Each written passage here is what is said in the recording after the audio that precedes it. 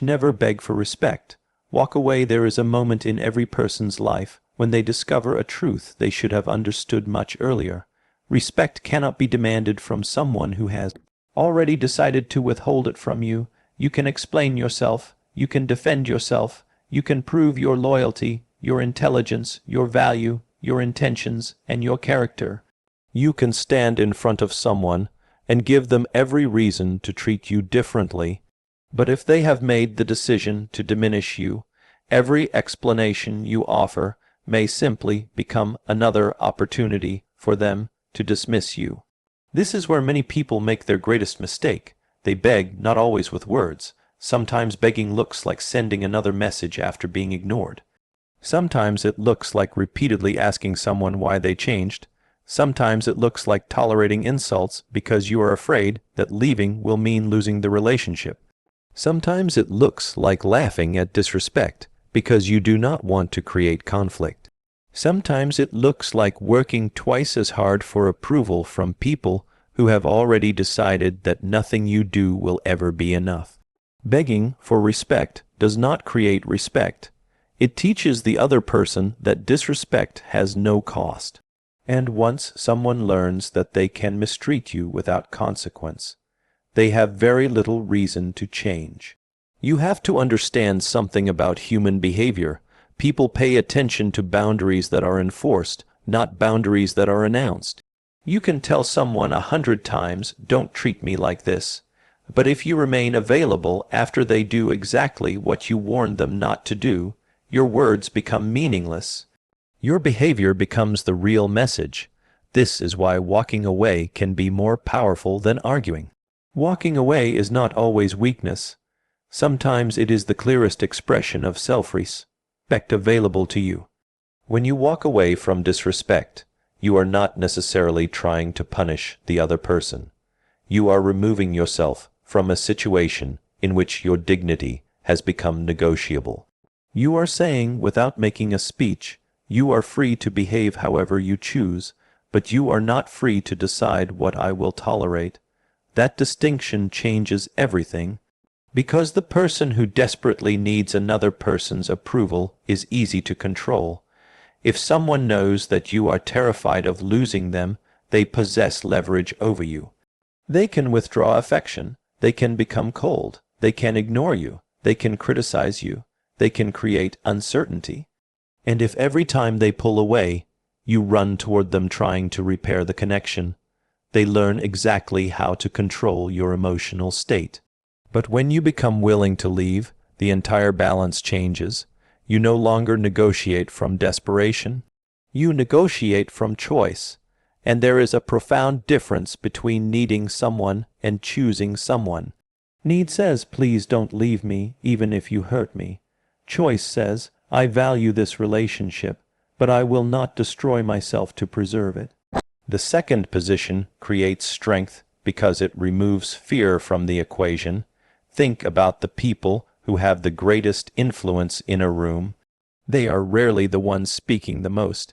They are often the ones who do not need to prove that they belong there. Their confidence comes from knowing that if the room rejects them, they can leave the room. That same principle applies to relationships, friendships, workplaces, families, and social circles. The person who can leave cannot easily be manipulated by the threat of abandonment. This does not mean you should become cold, arrogant, or indifferent. It means you should stop confusing patience with submission.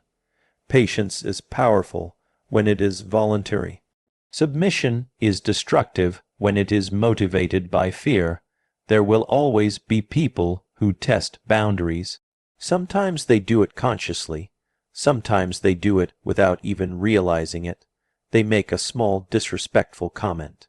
You ignore it, then they make another. You laugh it off, then they cross a bigger line. You explain yourself. They apologize. You accept the apology. Then the same behavior returns, and gradually something changes. They stop seeing the boundary as a boundary. They see it as a suggestion. Why? Because nothing happened. The consequence never arrived. This is why your response to the first sign of disrespect matters.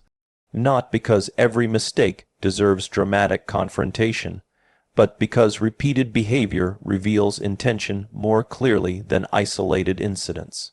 Everyone makes mistakes, everyone has bad days, everyone occasionally says something they regret. The mature person knows the difference between a mistake and a pattern. A mistake can be corrected. A pattern must be confronted through consequences. You do not need to create a war every time someone disappoints you. In fact, one of the greatest forms of strength is knowing when a response is unnecessary.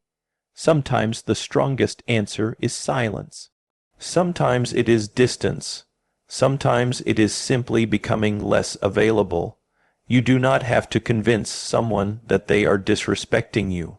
If their behavior repeatedly makes you feel diminished, manipulated, humiliated, or unwanted, you already have information. Pay attention to patterns. People reveal themselves through repetition. Watch what happens when you say no. Watch what happens when you disagree. Watch how they speak to people who cannot benefit them. Watch how they behave when they are angry. Watch whether they respect your time. Watch whether they only value you when you are useful. Watch whether apologies are followed by changed behavior. Watch whether they become cruel whenever they feel they are losing control.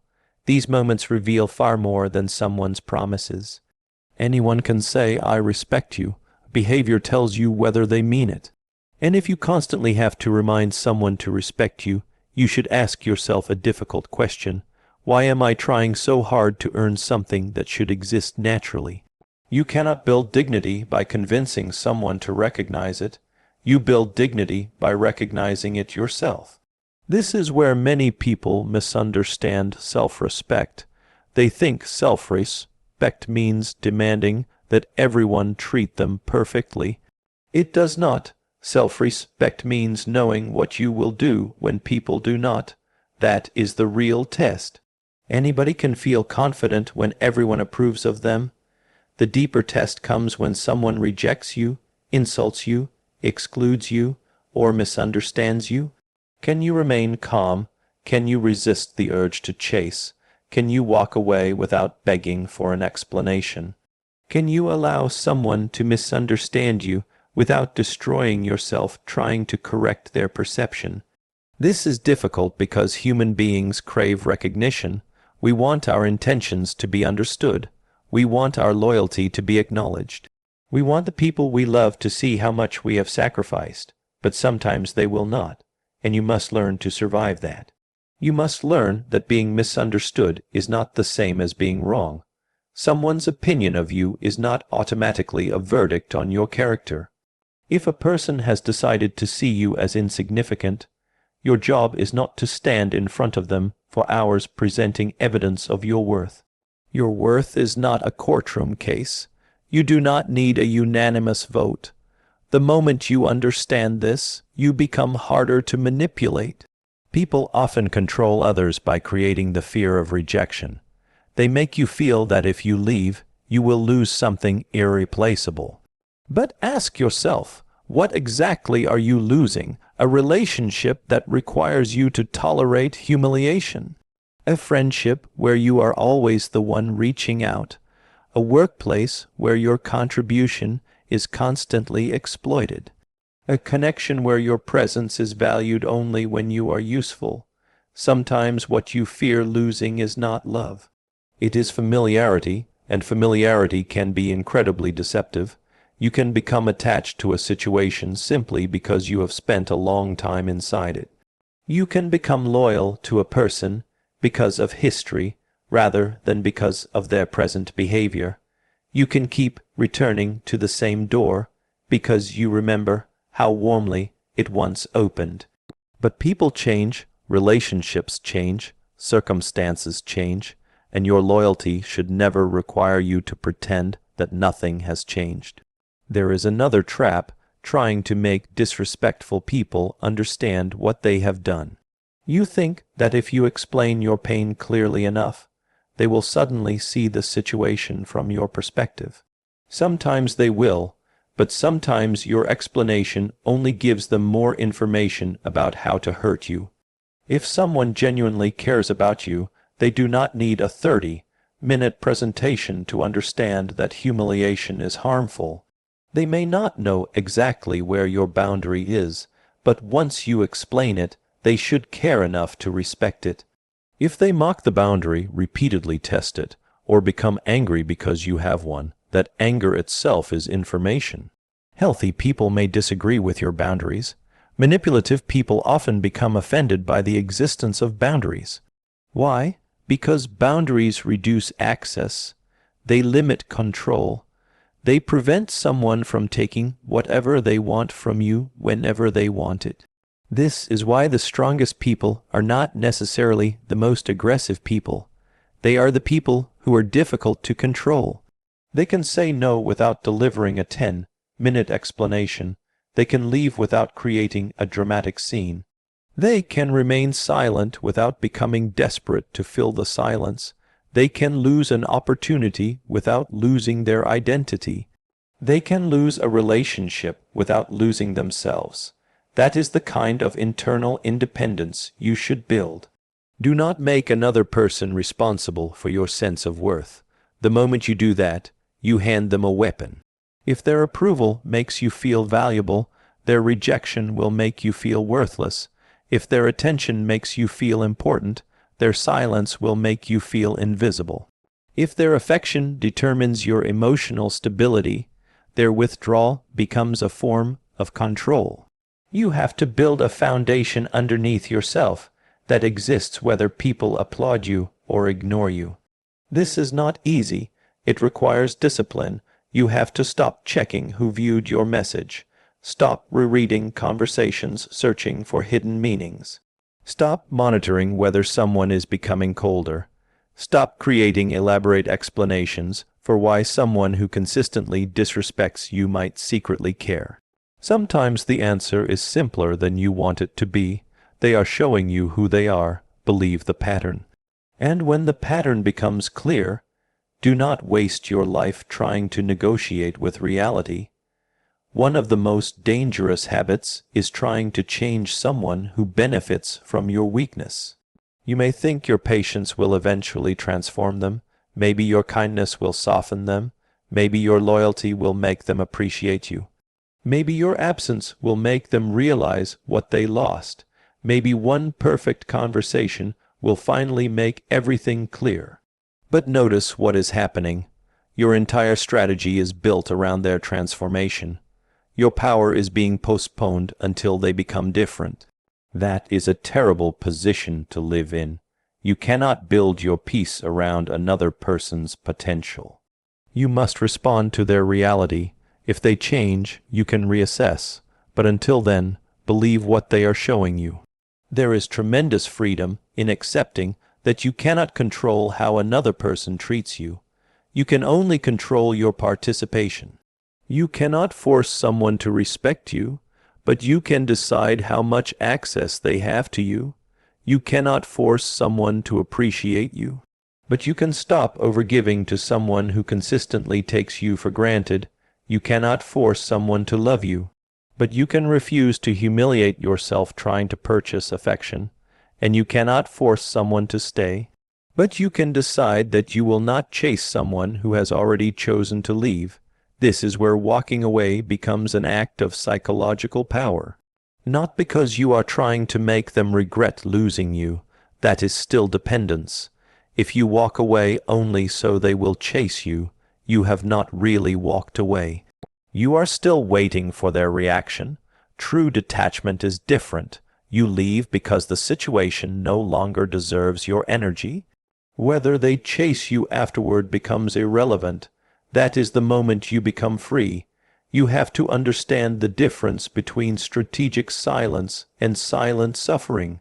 Strategic silence says, I will not waste my energy explaining myself to someone committed to misunderstanding me.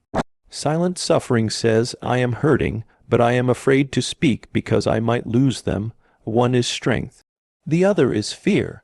Do not romanticize suffering. There is nothing noble about repeatedly accepting treatment that destroys your confidence. There is nothing courageous about staying where you are constantly humiliated. And there is nothing loyal about betraying yourself to prove loyalty to another person. Sometimes walking away is the most honest thing you can do for both people. It tells the other person that their behavior has consequences. It tells yourself that your dignity has value, and it creates a reality in which access to you is no longer automatic. Your time should not be automatic. Your attention should not be automatic. Your forgiveness should not be automatic. Your presence should not be automatic. Your trust should not be automatic. These are valuable resources. Give them consciously. The person who understands scarcity understands influence. If your attention is available every second, people stop appreciating it. If you respond instantly to every demand, people begin to assume that your time belongs to them. If you forgive everything immediately, people may stop fearing the consequences of hurting you. This is why you should not be constantly available to people who consistently demonstrate that they do not value your availability. You do not need to announce that you are withdrawing. Simply withdraw, become quieter, become more selective. Put your energy back into your own life, work on your goals, strengthen your skills, build your financial independence. Improve your health, read, learn, travel, create, build relationships with people who bring out your strength, rather than constantly testing your weakness. The best response to disrespect is not always revenge. Sometimes it is growth. Nothing unsettles a person who underestimated you more than discovering that your life became better without their approval. But be careful. Do not build your life around proving someone wrong. That still makes them the center of your life. Build because you want the life. Grow because growth is your responsibility. Become stronger because weakness makes you vulnerable to manipulation. Become wiser because experience should teach you something. Become independent because your peace should not depend on another person's mood. The goal is not to make people regret losing you. The goal is to become someone who does not regret choosing themselves. And choosing yourself does not mean becoming selfish. It means understanding that you cannot give from an empty foundation. You cannot constantly rescue everyone while neglecting yourself. You cannot carry every relationship alone. You cannot be everyone's therapist, protector, provider, and source of emotional stability. At some point, you have to ask whether the relationship is reciprocal. Are they there when you need them? Do they listen? Do they apologize? Do they respect your limits? Do they celebrate your growth? Do they tell you the truth even when it is uncomfortable? Do they treat your vulnerability as something sacred or as ammunition? These questions matter because the people closest to you have extraordinary power over your emotional environment. Choose them carefully, and when someone repeatedly demonstrates that they do not belong in your inner circle, do not keep promoting them simply because of history. History is not a lifetime contract.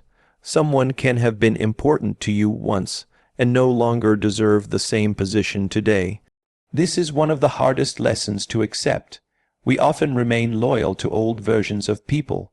We remember who they were when they were kind. We remember the conversations, the laughter, the difficult nights, the promises, the moments when they stood beside us. And because those memories are real, we allow them to override what is happening now. But memory is not evidence of present character. A person can have genuinely loved you once and still become someone you can no longer trust. A friendship can have been beautiful and still reach its natural end. A relationship can have contained real affection and still become unhealthy. Accepting that does not erase the past. It simply refuses to let the past control the future. There is another important principle. Never reveal the full extent of your desperation to someone who has already demonstrated that they will exploit it. When you repeatedly plead, explain, chase, and negotiate, you give another person information about what you fear losing. And information creates leverage. The person who knows you cannot tolerate their absence has the power to create anxiety simply by withdrawing. So build the capacity to tolerate absence, learn to be alone, learn to sit with uncertainty, learn to lose people without immediately replacing them. Learn to walk through an empty room without desperately inviting someone back into it. Solitude is not punishment. It is training. When you become comfortable alone, you stop accepting terrible company simply because silence scares you. And once you stop fearing loneliness, manipulation becomes much more difficult. You no longer have to stay because you are afraid of being alone. You can stay because the relationship is worthy.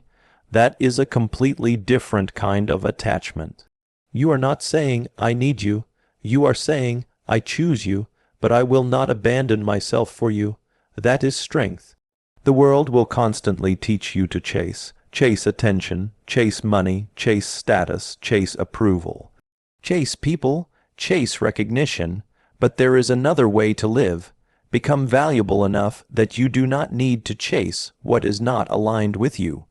Build so much internal discipline that rejection does not destroy your direction. Develop such clarity that manipulation becomes easier to recognize.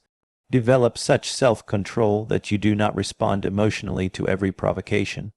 Because remember this, the person who can provoke you controls you temporarily.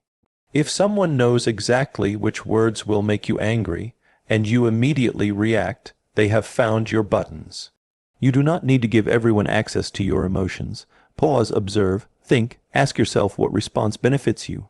Not what response feels satisfying in the next 30 seconds. This is where emotional discipline becomes a form of power. Someone insults you. You want to respond immediately. Wait. Someone ignores you. You want to send another message. Wait. Someone tries to make you jealous. Do not perform. Someone tries to provoke you into an argument. Do not rush into their arena. Someone withdraws affection to manipulate you. Do not chase. Sometimes the most powerful move is refusing to participate in the game. Not every battle deserves your energy. Not every insult deserves an answer. Not every accusation deserves a defense. Not every departure deserves pursuit. Your attention is limited. Spend it like it matters. There will be people who call your boundaries arrogance. Let them. There will be people who say you have changed. Maybe you have. There will be people who accuse you of becoming cold because you no longer tolerate what you once tolerated. Let them create their story. You are not required to remain the same person simply because someone benefited from your old weakness. Growth often looks like betrayal to people who were comfortable with the version of you they could control. When you stop answering immediately, they may call you distant. When you stop accepting insults, they may call you sensitive. When you stop lending money, time, energy, or attention without limits, they may call you selfish. When you stop chasing, they may call you proud. Do not let labels manipulate you. Ask a more important question. Am I becoming more disciplined, more peaceful, more honest, and more capable? If the answer is yes, continue. You do not need permission to mature. You do not need approval to leave. You do not need an audience to establish a boundary. You do not need revenge to prove that you were hurt. And you certainly do not need to beg someone to recognize your value. Your value is not created by their recognition. It existed before they met you. The mature response to disrespect is not emotional explosion. It is controlled withdrawal. You do not need to slam the door. You simply stop standing in front of it. You do not need to announce that you are done. You simply become done. You do not need to convince them that they lost something valuable. You know what you brought to the relationship. And if they failed to appreciate it, that is their lesson. Your lesson is to become more selective with where you place it. There is a moment when explaining becomes begging. Know that moment. There is a moment when patience becomes self-abandonment. Know that moment. There is a moment when forgiveness becomes permission. Know that moment. There is a moment when loyalty becomes fear. Know that moment, and when you recognize it, move quietly, clearly, without hatred, without revenge, without needing the other person to understand, because the deepest form of self-respect is not making someone else respect you. It is refusing to participate in your own humiliation. You can love someone and still leave. You can forgive someone and still create distance. You can wish someone well and still remove their access to you. You can remember the good and still accept the bad. You can be grateful for the past without giving the past control over your future. And sometimes the person you have been begging to respect you will only understand your value after your absence becomes permanent. But by then, something important should have changed. You should no longer be waiting for them to understand. You should be somewhere else, building something, becoming something, living something, because the ultimate power is not getting the disrespectful person to finally bow before your worth. It is reaching a point where their opinion no longer determines your worth at all. That is when you stop begging. That is when you stop chasing. That is when you stop explaining yourself to people committed to misunderstanding you. That is when you stop negotiating with disrespect.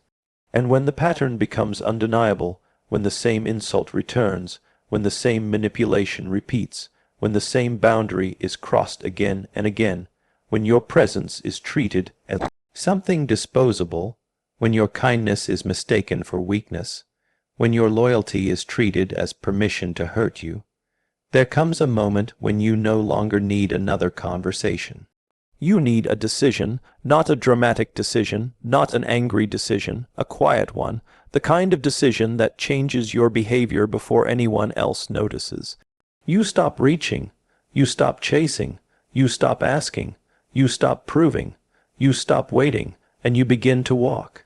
Not because you hate them, because you finally understand yourself.